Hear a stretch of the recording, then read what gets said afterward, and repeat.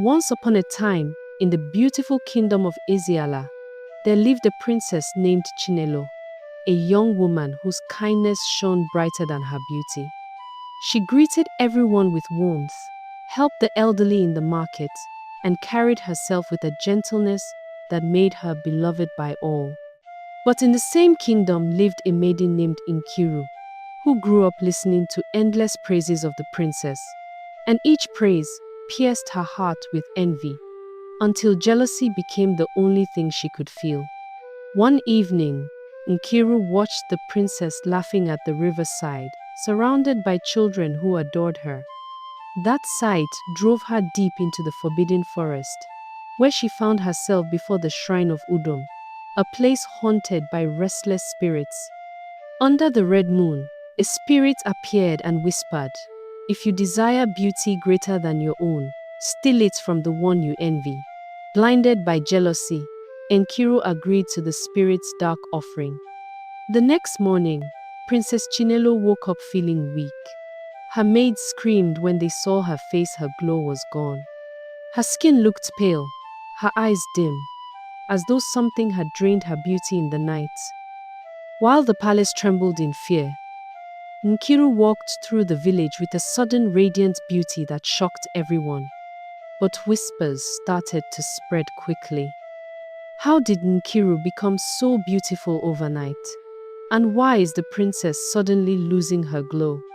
Rumors spread like wildfire, yet Nkiru denied everything with boldness, even as guilt tormented her heart. That night, Princess Chinelo had a frightening dream of a spirit stealing her glow and handing it to Nkiru. The queen summoned the kingdom's oldest seer, Mama Dilibe, who revealed the truth. Your beauty was stolen by a maiden consumed by jealousy, and only by confronting her at the shrine of Udum can what was taken be restored. Despite her weakness, Chinelo traveled into the forest with the seer. When they reached the shrine, they found Nkiru already there, crying, trembling, and haunted by the spirit she had invited. The spirit hissed, "You stole what was not yours, and now your soul suffers." Chinelo stepped closer and whispered softly, "Nkiru, why did you do this?" Nkiru broke down and confessed through tears. "I was tired of hearing your praises. I wanted your beauty. I wanted your life." The spirit rose between them and demanded that Nkiru choose: return the beauty and live, or keep it and lose her mind. Nkiru chose to return it. A swirl of bright wind lifted from her body and wrapped itself around Chinelo, restoring her glow brighter than ever. Nkiru collapsed, ashamed and exhausted. Back in the kingdom, Nkiru stood before the queen, ready to receive punishment. But Chinelo stepped forward and said, "Mother, jealousy has punished her enough. Let her learn humility instead of suffering more pain." And so, Nkiru became a palace helper for a year. As she served quietly, she learned gratitude, humility, and contentment lessons she had ignored all her life.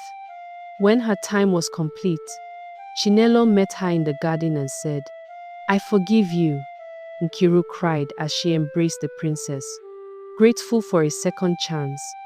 From that day on, Nkiru dedicated her life to teaching young maidens that jealousy destroys, while Princess Chinelo grew into a wise and beloved queen whose grace touched every soul in Eziala.